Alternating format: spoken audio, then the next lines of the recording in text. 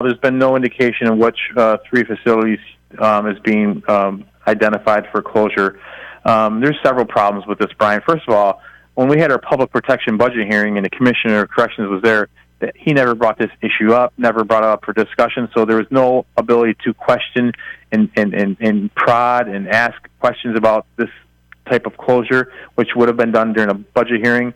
And if this is going to be proposed to move forward, I would hope and expect that the Commissions of Correction will come back before the legislature and answer those types of questions because, and listen, this governor has not been shy and proud and is proud to talk about and take ownership in the number of prisons he's closed under his watch, but he has failed to take responsibility and ownership the dangerous powder keg environment these closures and other failed policies have created in our state correctional facilities, Brian.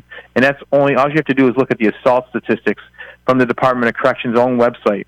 And if you look at inmate on staff assaults from 2013 through 2018, over that 5-year period, inmate on staff assaults are up over 50%, inmate on inmate assaults are up over 51%. And quite frankly, it's a dangerous powder keg environment that our corrections officers and our staff are working in this environment. It's all on account of these closures and these types of failed policies that the governor has been pushing. And quite frankly, if I can add on this, Brian, before we would even consider to stop or close one correctional facility, we should first stop the dangerous practice of double bunking and double celling inmates and fully eliminate the thousands of double bunks and double cells that exist in our maximum and medium security correctional facilities. That's the first thing we should do.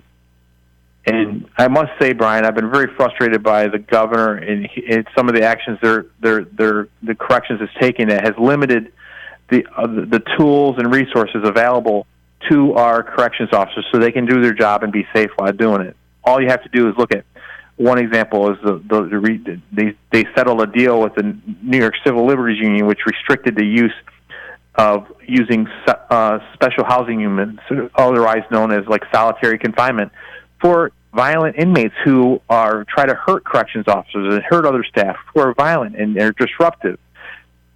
And you want those available to keep, not just their corrections officers safe, but the inmates that are in prison who are really just trying to do their time and get out of there. But there are violent inmates in there that don't care about that other than trying to advance whatever they want to advance in there and hurt whoever they can. And taking away a tool like special housing units is dangerous and not safe.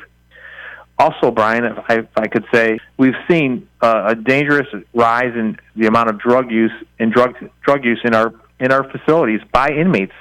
According to the Department of Corrections' own numbers that they provided me when I questioned them last year at the budget hearing, they usually test about 80-some thousand tests randomly over the past 3 years.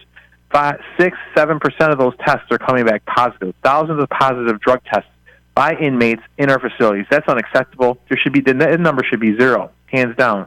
But yet, when the governor had the opportunity to institute and fully expand a pilot program that would basically screen mail packages that came into our prisons to inmates, he stopped it before it would even start. This is a way to help keep dangerous drugs out of our prisons. He stopped it before we could even start it. When I questioned the Commissioner of Corrections about why not institute and deploy our drug dogs at every correctional facility all across the state, because they are very successful at weeding out drugs coming into our prisons, especially when a lot of drugs get in from visitors and family members coming in to see their loved one in the jail. And these drug dogs could help stop that. When I brought that up to the commissioner, he said it was too costly, it would cost more money. But yet, there's talk about trying to increase the minimum wage for inmates in our facilities by tripling it, tripling the wage paid to inmates, but yet we can't put the resources where it needs to be to help keep our corrections officers and the staff inside those facilities safe by restricting the drugs that are coming in those facilities and that create a very dangerous environment, not putting the money to get rid of the double bunks and double cells. It's just misplaced priorities, once again, from this administration and the governor and the Democrats in Albany when it comes to dealing with our correctional facilities, and in particular the brave men and women who work inside our correctional facilities doing a dangerous job to keep us safe. We should be increasing their pay and their benefits, not increasing inmates' working in our prisons. It's just another misplaced priority, and I'm just really frustrated and continue to be frustrated. And I'm going to continue to speak out on it because I just think this leadership and the failed policies they continue to advance are creating a very, very dangerous environment inside our correctional facilities. And our corrections officers who work in there face a really dangerous environment when they go into work every day. And we need to make sure we let them know that we have their back.